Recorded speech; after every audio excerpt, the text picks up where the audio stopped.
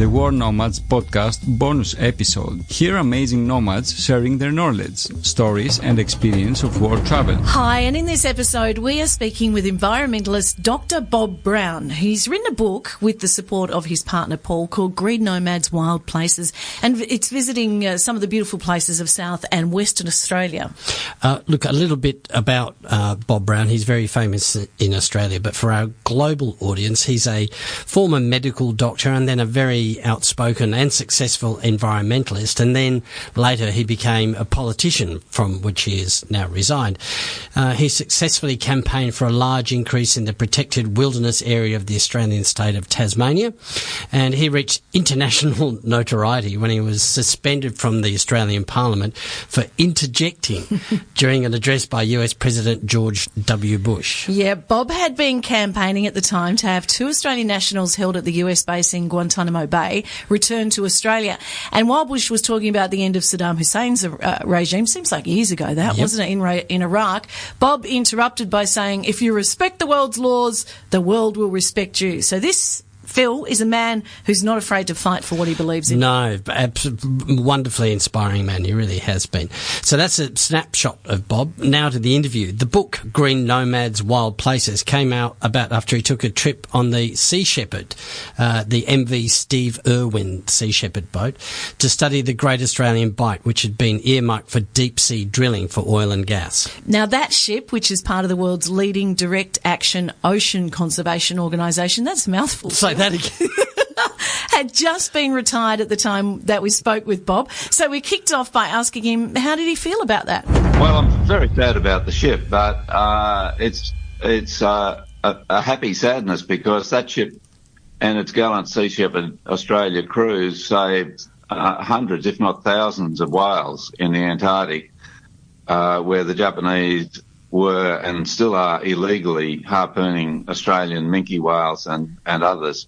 So, and then it took us up the Kimberley coast to help with the campaign there against one of the world's biggest gas factories right in the middle of Aboriginal land and the biggest humpback whale nursery in the world. And it also took us to the Great Australian Bight, where we saw these magnificent wildlife colonies, seals, many species of dolphins, whales, under the Bunda Cliffs there. We had an elder of the local Aboriginal people there with us, and he had a picture of his grandfathers who were whale warriors. They sang to the whales. And so, and this is all threatened by drilling in the Great Australian Bight by the Norwegian company Equinor. So the campaign goes on about that, but I came home to Paul full of stories about it, and as a result, we set off to go right round the west coast of Tasmania, up the South Australian coast and around into Western Australia last year, and this book's a result of that. Well, just if we can go back in your career, you're a medical doctor and you practiced not only in Australia but also in the UK. At which point did you transition into becoming this champion for the earth? Well, yes, I was a young doctor in Launceston. I got asked to go down the Franklin River by a guy that couldn't find anybody else who was silly enough to do that in 1956. And I was just transformed. It seemed to me as a doctor where half the people coming into my office were suffering from anxiety or stomach ulcers or blood pressure, the whole range of diseases due to anxiety of modern living. It was madness to be destroying the biggest repository for allaying that anxiety and relaxing us, which is nature. That's why we all like to see Attenborough and want our children to be watching Attenborough on TV. And we put pictures of nature, not bulldozers and chainsaws, on our walls.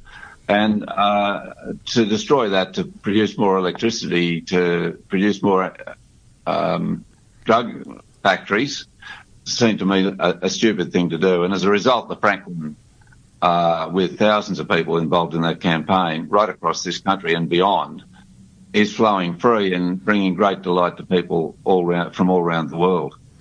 So you met Paul in 1996, and Paul, you were a Greens councillor on the Huon Valley Council, is that correct at the time? No, I met Bob before I got onto Huon Valley Council, but at the time I was helping his campaign for his election to the Senate, for his first term there. So your ideals clearly matched. Yes, I had an aunt who was a keen bushwalker, so she introduced me to bushwalking as a young kid and took me into Lake Pedder, of all places, which I'm eternally grateful for. Can I just say, we've got a global audience for this, and the majority of the audience is in the United States. And can I just implore people there to consider, when they come to Australia, that they go down to Tasmania as well, because places like the Franklin and Lake Pedder are just unbelievable. They're just out of this world, aren't they? Well, they are, although Lake Pedder was flooded by a hydro scheme, and it was the uproar about that in the 1970s that led to the Franklin being saved, but not until 1,500 people have been arrested and 500 jailed for peacefully blockading the bulldozers in the rainforests in 1983. And the High Court decision, new federal government, the Hawke government was elected in 1983, opposed to the dam, and millions of Australians were waiting for an opportunity to vote that way. And when they did, there was a High Court case between the state government and the federal government. The federal government won. And instead of the dam destroying the river, it became World Heritage. So it was a mass action delight by Australians in this Tasmanian wilderness. And I should just add here that Paul and I have just done what's called the Wukalina Walk, Wukulina, in northeast Tasmania with Aboriginal people, and 3 nights, really glamping, because marvellous accommodation and great food, including Aboriginal items and introduction to Aboriginal culture, and then finishing with a 17-kilometre walk down white sandy beaches, deserted beaches except for the shorebirds, which are hatching their young at this time of year. Just a fabulous thing which very few other places on earth can offer. Is that Bay of Fires, Bob? It is. Beautiful. That's right. Yeah. Up at Larapuna, which is the old Eddystone Lighthouse, and the very, very lovely accommodation there. So we're really indebted to the Tasmanian Aboriginal community, which of course took a major role way back in protecting the Franklin River. Okay, so you mentioned that you were inspired by that trip on the MV Steve Irwin. You went back, you talked to Paul, and this inspired you for the Green Nomads, the Wild Places book that we're spruiking. How did it work? I mean, I know, Bob, you've been an author previously. You've published Lake Pedder, Earth, Optimism and Green Nomads. What was your part in that, Paul, in this particular publication? Well, Bob was the photographer. I was left to do the camping chores. Okay. Well, that's good work. Well done. That's putting tea, blowing up mattresses, cooking dinner, all that sort of thing. So Paul's a very good hand with the camp oven, which, by the way, is an Australian invention going back a century, and outback invention for cooking in the outback, and it delivers a very nice roast. And we, at that time of year, because we were travelling in the Australian winter, which is very mild, but just a frost on a few nights, that's all. And the places we travelled to were largely deserted. So I did do my share of the chores, I have to put in. Oh, yeah, sure you did. Yeah, thousands believe you, Bob. Olympus OMD camera. It's just a basic camera with everybody's reach, and went walking. And the photos are beautiful. The photos are absolutely stunning. So what is it? I mean, you say it's a pretty basic camera. You've taken photographs for a very long time, but do you think you've got the eye, as they say, or have you practiced at it? No, I've always had the eye for nature, and there's a picture in there of a swan, black swans in the southern hemisphere, of course, doing a dance on the beach. But that didn't just happen. I was there for an hour and a half on my belly, I might add, while Paul was back cooking dinner. Cooking a very nice roast. Well done, Paul. As the sun went down, you can see that storm in the background, and swans mate for life, and when they lose their mate, they stay single. And there's this beautiful single swan, and she does this dance just for 5 seconds, and so glad I waited and captured that as with the setting, the orange coloured clouds from the setting sun behind, and that was on the beach of Kangaroo Island, this magnificent, beautiful place in the Great Australian Bight of South Australia, which would be completely clobbered by an oil spill if oil drilling went ahead. And the company's own maps show that if it was like that BP oil spill in the Gulf of Mexico in 2009, it would surround that island and Tasmania and the Great Australian Bight. So it was really worth seeing how beautiful the place is, because of, and this is why we do the book, because we like to share it with other people so that they can see what's at stake too. I know. And there's plenty. Beautiful photos. Can I ask this question, though? I mean, like, lying on your belly for an hour, as you say, with a rainstorm impending, with the smell of a roast wafting over you from behind. But is that, I mean, the patience that's involved in that, do you think that's been a part of your success as a politician as well, that you've been patient and you've been waiting for, people's attitudes to catch up with what you're saying? Well, there's a great patience required in enjoying nature. It does settle you down.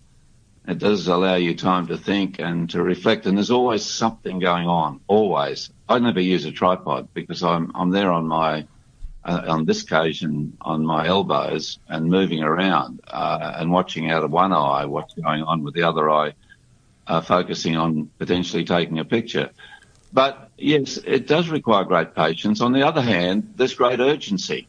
Our world is in a spiral dive down as far as its living environment's concerned. We're already consuming the biggest herd of mammals ever on the face of the planet, 8 billion of us, consuming 170%.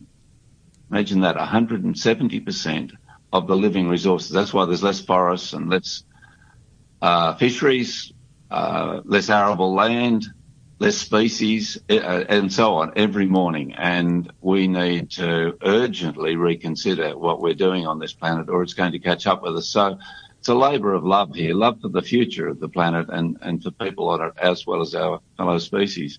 Well, you're campaigning for the Tarkine at the moment, and I must say, as a Tasmanian, I do worry, Bob, about who's in the wings. What's it looking like there on the ground with the youth and the attitude toward the world? Well, the youth are fabulous. We just saw thousands of them on a so-called strike, really. They were just leaving school for the afternoon to campaign right across the country, and the Prime Minister came out criticising them. Didn't matter.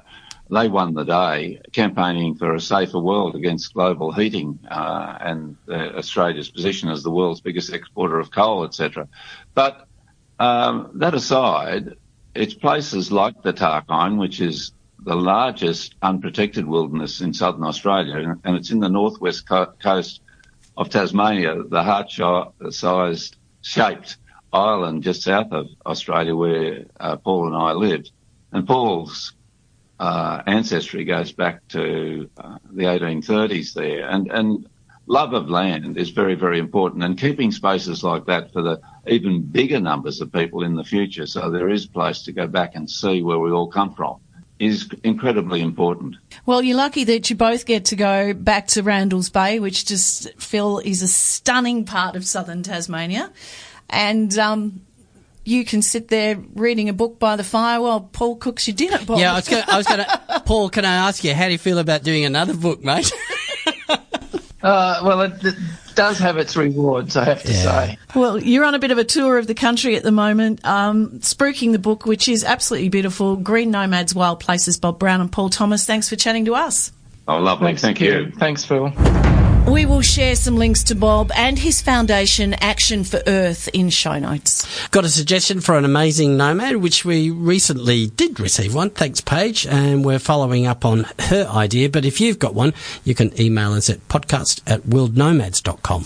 Now, you can download the episode from iTunes. Please subscribe and rate, or the Google Podcast app, or you can ask Alexa and Google Home to play the World Nomads podcast. Next week, Phil? We are visiting the Baltics. Amazing Nomads.